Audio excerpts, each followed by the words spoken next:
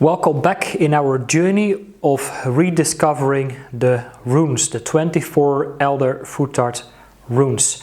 Now, I'm not really a master over the runes because that's absolutely impossible, as they are over 2000 years old, and the sources, of course, written in the books. We also have to question that a lot, as lots of these historical archaeological resources and sources has been kind of like destructed and all of that, so nobody can really claim they are an absolutely master. But I am a practitioner, I love to research, I love to practice that, but I could also say that throughout my spiritual healing work over the last decade, perhaps in both shamanism and Reiki and other spiritual healing modalities, perhaps I could also say that really helped me to become more intuitive and sensitive at doing readings, as this is also what I've discovered throughout different readings with people as well. So I am coming much more, of course, from the esoteric angle for divination as a way to gain access in the runes as an oracle reading. So let's dive further into the first rune, which is Fehu. Fehu stands for wealth and abundance, but they can also be like a reversed one. And there's also, of course, a duality within the aspects of wealth and abundance. So let's dive further into Fehu. In the Old English rune poem, wealth provides comforts, but you must share it who hope to cast lots for judgments before the gods. Well, this actually already explains a lot of what we must be cautious about in terms of accumulating wealth, material possessions. Of course, we can do it for the ego and for more comfort and to have options and access towards resources and material comfort and such. But if we only do it, of course, to look good towards others as a way to really boost our ego or reputation, but if we become, of course, like we want to hold on to it by ourselves, then we can be judged by the gods. Now, this is of course also something I have experienced myself as well throughout my journey in online entrepreneurship and such, and especially for younger people, young men, young women who are really ambitious, want to prove the worth through accomplishment, perhaps they have to go through these lessons as well. The second is a Norwegian rune poem. Money causes strife among kings. The wolf grows up in the woods. Also, this really refers that the wolf, one of my latest videos we spoke about the spirit animal, the power animal of the wolf, which is really coming back a lot in Germanic and Norse mythology, because if we look to the two wolves of Odin, Gary and Freki, Gary was the greedy one. He is very hungry and ambitious, and he really want to go get after that. So, of course, going after wealth and abundance, perhaps that could not always completely fulfill our voids, and then we become more and more greedy. Then we have an Icelandic rune poem. Money causes strife among kings, and the fire of the flood tides, and the path of the serpent. Now, this is once again a very interesting one as well, which of course, like money causes strife among king. That's why I've got the wolf pack, which is a soul tribe, a community for men who want to join a tribe or a pack of wolves who want to go and get after their goals in life. Because the wolf runs with a pack when it comes towards hunting, because of course we as men, we can of course amplify our ambitions, but once again it must be in balance. So this is really like relevant to that as well. But the serpent, it also represents of course maybe also our reptilian part of the brain, which is more about survival. So, of course, if we really stay in this hunting kind of modes, we can stay in this kind of like survival-based kind of like energy, which is something we must be cautious for as well, as that could get us out of balance towards other elements that exist within our nature. So let's do a visualization. A cow with curved horns stands in a fertile field. To the left, a wolf lurks in a dark wood. In the foreground, a snake lies coiled like a ring in the grass. Once again, this is something we have already discussed. We've got the wolf, the greedy one, who is hungry, and of course the serpents that can activate the reptilian part in our brain. Now let's dive further into the meaning. Fehu is an omen of abundance, as the foremost runic symbol for wealth. It indicates gain in terms of riches and possessions, and luck in general. This could relate to a one-time windfall or an improvement in your financial circumstances, or indicates that you are enjoying an overall state of abundance. Wealth and plenty are in the offing, and with some strong warnings against the excess of materialism in mind. This rune is highly positive when upright. The original meaning of Fehu in early divination was cattle or livestock, so it has long been a sign of gain and plenty. In nomadic times, cattle were the foremost source of wealth for the Norse, and this association is preserved in modern English with the word chattel. Materially, cattle provided the owner with milk, butter, cheese, meat, leather, and status in tribal times. We still speak rather crudely about something with great earning potential as being a cash cow. Fehu, therefore, relates not just to gain and goods, but also to those investments or possessions that you can use to generate further wealth. It is, however, the image of the cow goddess as provider that underpins and deepens the signification of the Fehu rune. In Norse paganism, cattle were sacred to the earth goddess Nertis, signaling that all abundance stems from the earth, the great provider. After all, everything we own, eat, drink, or enjoy has sprung from the land or sea. Here, fruits from her cornucopia, literally horn of plenty, are being poured upon you. This rune also corresponds to gold, and thus coins and money. It affirms that you can make money at this time. Yet Fehu provides a clear distinction between positive and negative aspects of accumulating cash. As Odin once said, money makes monkeys of men. Gold lust leads to endless strife, so do not sacrifice the interest of the wider community to individual gain. Otherwise, the social and environmental fabric begins to fray, impoverishing everybody. And as the rune well knew, a treasure hoard wrongly gotten draws down the curse. We are entitled, however, to invoke a fair measure of abundance in our life.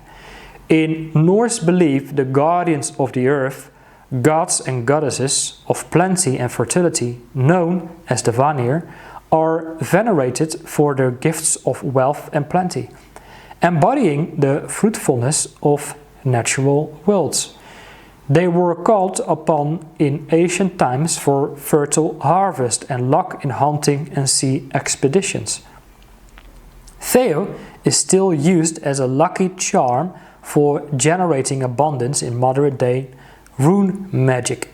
You can engrave it on an amulet or meditate upon Fehu while visualizing the horns of Nertis.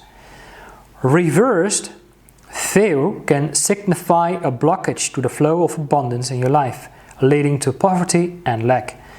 Take action, magical and practical, to break through this condition. As in Murkstay, Fehu can also signal spiritual poverty despite material prosperity. This is the path of the serpent and the wolf. Though not necessarily evil, the snake was often in the oral tradition to illustrate the principle of venomous greed. The wolf was also a dangerous opportunist who symbolized the outcast, haunting the fringes of society, always ready to carry off what is unguarded. The lesson of this stave, therefore, is that wealth is a blessing, but beware the path of the serpent and the wolf. Here are some keywords. Think about abundance, riches, investments, possessions, prosperity, luck, windfall, gain, plenty, bounty, fruitfulness, cornucopia. Merkstave is that of impoverishment, material loss, greed, miscellaneous, excessive materialism. Myths and legends. In the prose Edda creation accounts, the primordial cow Adumla nurtures the frost giant Ymir with her milk and licks away at primeval ice to reveal the form of Buri, Odin's grandfather. Adumla symbolizes the life-giving fire that melts the hostile ice associated with the next stave, Urox, and thereby creates a fertile and habitable world. This could incidentally recall the period at the end of the last ice age, when herdsmen re-emerged to reclaim the land for cattle grazing. In any case, the cow goddess Adumla clearly conforms to the archetype of the Earth Mother, and therefore the great goddess herself, as the ultimate source of bounty and fertility. Fehu also happens to be the first rune in Frey's, dedicated to the god Frey. Frey and his sister Freya are king and queen of the Vanir, fertility gods, who are associated with the richness and fecundity of the earth, as well as with hoofed animals. Their reign was preceded by that of their father, the sea god Njord, whose consort was early Germanic earth goddess Nertis. In some versions of mythology, Frey himself was said to be the lover of Nertis, who was at the center of a cult of cattle worship. And there are links here to worship of cattle in other parts of the ancient world in Egypt, for example. The cow goddess Hathor was a symbol of plenty and fertility, and cattle are of course sacred to this day in India. The golden game boards. In the Old English rune poem, wealth is said to provide comfort, with the proviso that it is shared. Its distribution through the clan, tribe or community. The virtue of generosity and the tradition of gift given were paramount importance to the pagan Germanic and Norse long before the coming of Christianity, as Gebu exchange rune illustrates. The divisive impact of money when hoarded is evident in the Norwegian and Icelandic verses, in which it evokes strife among kingsmen. The fact is that gold, however desirable, was always known for the terrible cost it could exact. A traditional canon for this glittering metal was Vokmalmir, strife metal. This had a fateful precedent in the great mythological poem Voluspa. It is partly greed's want of gold that destroyed the innocence of the gods, provoked the first war in the world, and began the slide toward Ragnarok, the Norse apocalypse. Sitting in meadows, smiling over game boards, the gods never knew any need of gold. But there came 3 maidens monstrous to look at, giant daughters of Jotunheim. These 3 giant maidens represent the forces of materialism and its destructive effects. Though not necessarily evil, the character of the giants in Norse myth, generally speaking, greedy, possessive and usurping. They are, by and large, creatures of gross appetites. But gods, men and dwarfs too fall victim to gold lust and the acts of treachery it breeds. Fenrir, Jormungand and Ragnarok. Against the friendly image of the cow, the Icelandic and Norwegian rune poems present the malevolent totems of the wolf and snake to represent the temptations of wealth. Both these animals are traditional emblems of greed and are commonly used as such in the Eddas. The most infamous examples of the wolf and snake in Norse myth are Fenrir and Jormundur, both offspring of the trickster god Loki and a frost giant. The wolf who grows up in the woods in Norwegian rune poem corresponds to the great and terrible Fenrir, wolf who in the end days of Ragnarok escapes from his chains and runs free, wreaking complete destructions. Loki, other menacing offspring, the serpent Jormundur, plays a part in the catastrophic events of Ragnarok, when, in the words of Völuspá, the world-girding serpent rises from the water, lashing at the waves. Here we have a vision of planetary catastrophe involving rising seas, and these poems, based on earlier oral tradition, issue both a personal and a collective warning. Greed is not good. It can become a source of strife, conflict, and ultimately apocalyptic destruction. Lastly, we have the rings of Nibelungs. The proverbial role of the wolf and the snake is perfectly illustrated by the famous Volsunga saga, with his cursed Niflungla treasure hoard. Here, family members turn murderously upon each other over its fabulous treasure, the centerpiece of which a ring of great power named Andvari, forged by the dwarfs of the same name, it has cursed and labeled as wergilds, blood money paid to the family of a slain man, for the thieving Fafnir's part in the murder of his father.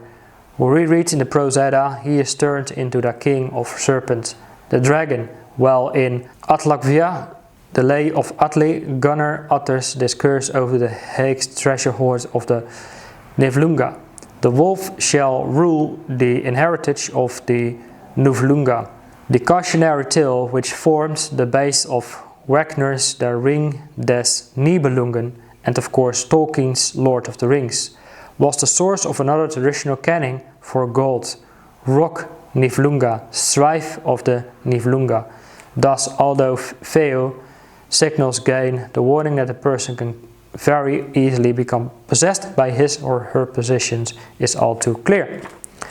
Now obviously this is information from the Nordic runes. This is one of many books regarding to runes. This is one of my first books that I've been studying and reading about the runes, and this is also for me the beginning of further exploring and researching the tools for divination. Now with that being said, based on my work in doing shamanic healing journeys, I feel that was already a major basis for me to start doing intuitive readings for others.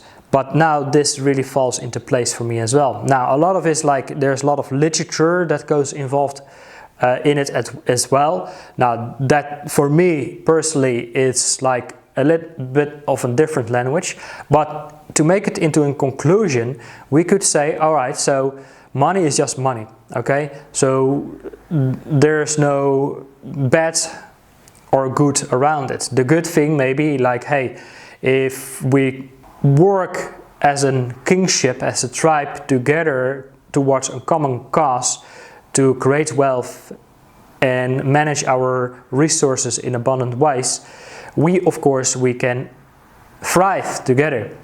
But if we go for our individual greed for it, that can of course cause harm, and then we can lose ourselves into materialism as such. So that's really like the kind of like the important aspect toward it. But also like discussed that if we have like a reversed rune, we could experience things around scarcity or poverty, both financially, materially, but perhaps also like spiritually.